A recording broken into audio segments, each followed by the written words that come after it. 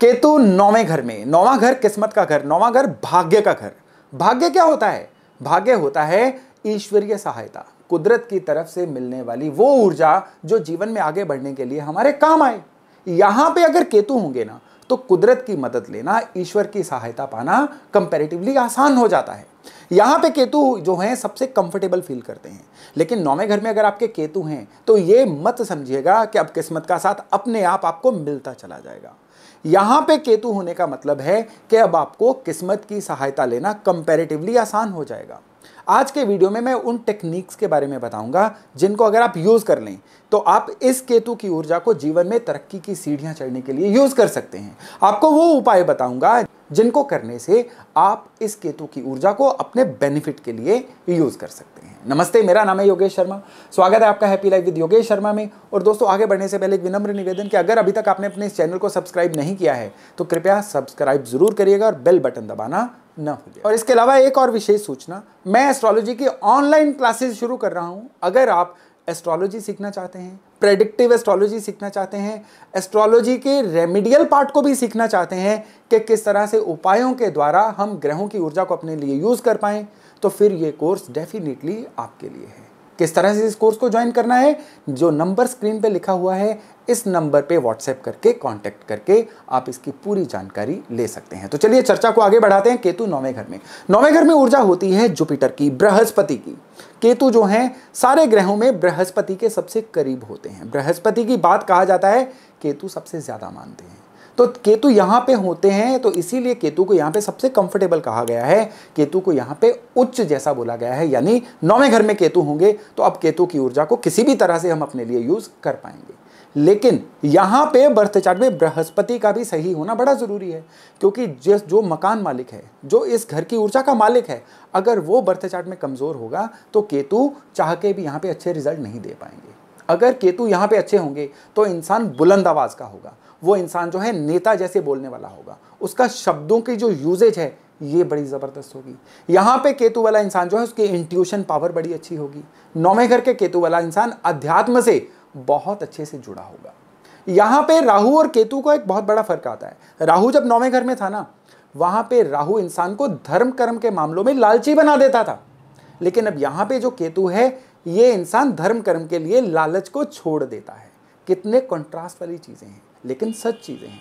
यहाँ पे इंसानों का अडंबरों में नहीं पड़ेगा, बस वो बिल्कुल जितना फोकस उसको पूजा पाठ के लिए चाहिए उतना लेगा और बाकी सारी अपनी ऊर्जा जो है काम कारोबार पे लगाएगा। नौवें घर के केतु वाले लोग अगर किसी एक चीज में अपनी स्किल ले लेना, स्किल यानी यहां वाले लोगों को किसी के लिए काम करना इतना फेवरेबल नहीं होता। कोई एक स्किल ले लें, बस उस स्किल को कैश करवाएं, उस हुनर को कैश करवाएं और फिर देखिएगा ये केतु किस तरह से उस इंसान को बुलंदी पे पहुंचा देता है। आपके नौवें घर में केतु है ना, तो अभी से किसी एक हुनर में, किसी एक फील्ड में एक्सपर्टीज लेनी शुरू कर दीजिए। आप यकीन नहीं मानेंगे, दिन दुगनी रात चुगनी तरक्की ये केतु आपको देना शुरू कर देगा। यहां पे सबसे बड़ी बात यह है कि जुपिटर अगर सही होंगे तो ये इंसान जो है इसको अपने घर के एल्डर से ब्रांड नेम भी मिलेगा, गुडविल भी मिलेगी और घर के बड़ों का साथ भी मिलेगा, चाहे वो पिताजी हों, दादाजी हों, उसको पूरा साथ मिलेगा। यहां अगर केतु खराब होंगे तो सबसे बड़ी बात जो देखी जाती है, उस इंसान को ना बुजुर्गों की गुडविल मिलती है, ना बुजुर्गों से कोई क्वालिटी वैल्यू एडिशन मिलती है और ना ही उस इंसान के जो बुजुर्ग हैं उस इंसान को कुछ भी अच्छा देने के काबिल होते हैं। अगर आप देखना चाहते हैं ना नौवें घर के केतु अच्छे हैं या बुरे हैं, बस उस इंसान के एल्डर्स के बारे में जान लीजिए। अगर उस इंसान को एल्डर्स का वैल्यू एडिशन मिल रहा है, उस इंसान को एल्डर्स की अच्छी सलाह मिल रही है, उस इंसान के जो एल्डर्स हैं वो उसको जीवन में रास्ता दिखाने वाले हैं, तो उसके केतु अच्छे हैं। नहीं तो ये केतु जो है इसको सुधारने की जरूरत है। कैसे सुधारेंगे मैं इसी वीडियो के एंड वाले भाग में आपको पूरा बताऊंगा, लेकिन उससे पहले ये जान लीजिएगा कि ये केतु जीवन में बदलाव किस तरह के लाते हैं। ये केतु जब अच्छे हो जाएंगे ना तो वो इंसान को घर बार छुड़वा के कहीं दूर भेज देते हैं और फिर जीवन में फिनोमिनल ग्रोथ, बहुत बड़ी तरक्की दे देते हैं। यानी केतु नौवें घर में है, अच्छा है, तो उस इंसान को चाहिए नेटिव प्लेस को छोड़ दे, विदेश चला जाए, घर से दूर कहीं चला जाए और वहां पे काम करना शुरू करे और फिर देखिएगा कि किस तरह से उसकी लाइफ जो है ग्रोथ लेती है। नौवें घर के केतु वाले अपने नेटिव प्लेस पे जितना जुड़ के काम करेंगे उतना एवरेज बनते चले जाएंगे, जीवन में ग्रोथ मानो रुक सी जाएगी। नौवें घर के केतु वालों के लिए घर बार छोड़ के दूर सेटल होना एक सबसे बढ़िया ऑप्शन होती है जीवन में तरक्की करने के लिए। यहां पे एक ध्यान देने लायक बात यह है कि यहां पे दो एनर्जीज ध्यान से चेक करिएगा, एक गुरु एक चंद्रमा। नौवें घर में केतु हो और बर्थ चार्ट में गुरु अच्छे होंगे तो इस इंसान के, जैसा मैंने अभी आपको बताया कि पिताजी जीवन में बड़े संपन्न होंगे, पिताजी जीवन में बड़ी तरक्की करेंगे और उस इंसान के अपने पिताजी से बनेगी बहुत। और ठीक यही अगर उसके चंद्रमा भी अच्छे होंगे ना तो वो इंसान जो है उसकी मदर से बहुत बनेगी, अपनी मदर की वजह से या ननिहाल की वजह से वो इंसान जीवन में बड़ी तरक्की करेगा। इस जगह पे इंसान को जीवन में परहेज क्या करने चाहिए? सबसे पहला परहेज है ओवर धार्मिक नहीं होना है। सारा दिन बस मंत्रोच्चारण, पूजा पाठ, मंदिरों में जाना, अगर यही काम इंसान करता रहेगा फिर ये केतु बहुत बुरी तरह खराब हो जाएंगे। मैं अपने पिछले वीडियोस में भी कह चुका हूं कि जुपिटर को अगर अच्छा रखना है तो आपको ओवर धार्मिक होने से बचना होगा। धर्म कर्म के काम जुपिटर हैं, लेकिन ओवर धार्मिक होना जुपिटर में राहु का टच ले आता है। तो यहां पे हम बात तो केतु की कर रहे हैं, लेकिन जैसा कि हमें पता है कि इस केतु की ऊर्जा जो है जुपिटर के हाथ में है।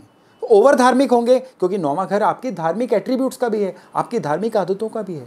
तो अपनी जो धर्म कर्म की आदतें हैं बस उनको कंट्रोल में रखिए और फिर देखिएगा कि किस्मत के घर में बैठा हुआ केतु किस तरह से आपको किस्मत का साथ दिलवाता है। तो फिर यही केतु किस्मत के घर में बैठ के आपको फैमिली लाइफ भी सेटल करवाएंगे, आपको अपनी फाइनेंशियल लाइफ भी सेटल करवाएंगे और स्पेशली आपको जीवन में हमेशा बुलंदी की तरफ ही लेके जाएंगे।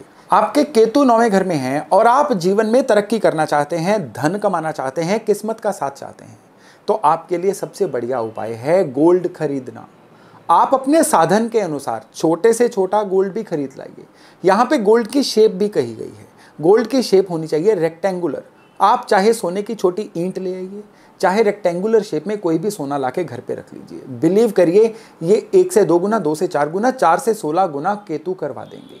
इस सोने को बेचना नहीं है। आप छोटे से छोटा या बड़ा जितना भी आपके साधन आपको अलाउ करें, रेक्टेंगुलर पीस लाइए, उसको केसर की डिबिया में डाल के कहीं पे भी सेफली, स्पेशली अपने धन स्थान पे जहाँ पे आप पैसे रखते हैं, चेकबुक रखते हैं, पासबुक रखते हैं, वहाँ पे रख दीजिए। केतु नौवें घर में हो, व्यर्थ भटकाव का आप शिकार हो रहे हो, आपकी किसी से बन ना रही हो, लगातार आपको जीवन में फेलियर मिल रहे हो, तो इसका मतलब है केतु आपके किस्मत की हानि करवा रहे हैं। एक पीले रंग का ट्रायंगुलर झंडा लीजिए, उसको किसी भी मंदिर की छत पे फहरा के आइए। इसको फहराने का दिन कोई नहीं है, किसी भी दिन कर लीजिए। यकीन मानिए ये जो केतु हैं आपको अच्छे फल देने शुरू कर देंगे। कानों में सोना पहनना, स्पेशली सोने की बालियां पहनना, ये भी यहाँ पे इस केतु का एक बहुत ही स्पेशल इलाज है। और इस केतु का अगर कोई सबसे बढ़िया इलाज है ना, वो है 2 रंग का कुत्ता पालना। कोई ऐसा कुत्ता जो डबल कलर्ड कुत्ता हो, चाहे ब्लैक एंड व्हाइट हो, चाहे वो ब्राउन और क्रीम हो, एक कुत्ते का कोई भी रंग हो, डबल कलर्ड कुत्ता घर में पालें तो ये केतु जो है हर तरफ से धन समृद्धि जो है आपकी तरफ आकर्षित करवाना शुरू कर देता है। और जाते जाते केतु की एक और रेमेडी है, वो है हर अमावस पे किसी भी धर्म स्थान पे झाड़ू का दान करना। यकीन मानिए ये नौवें घर के केतु की इतनी ज़बरदस्त रेमेडी है, अगर आप कर लेंगे तो किस्मत का चारों तरफ से साथ मिलता हुआ आपको फील हो जाएगा। तो दोस्तों ये थी एक छोटी सी चर्चा नौवें घर के केतु के बारे में। रविवार रात 8 बजे मिलते हैं एक नए सब्जेक्ट के साथ। अपना खूब ध्यान रखिएगा। नमस्कार।